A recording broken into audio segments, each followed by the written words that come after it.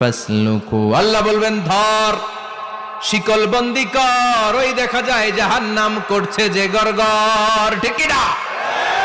ধর এগুলারে, ধর বলার সাথে সাথে দৌড়, ডানে বায়ে পাগলের মতো ছুটবে।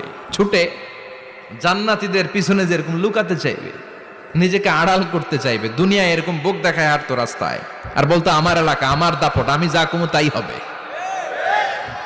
আজকে ওর দাপট নাই, আজকে ওর অহংকার নাই, আজকে ওর পেছনে চালা চামুন্ডা নাই, আজকে ওর কোনো ক্ষমতার দাপট নাই।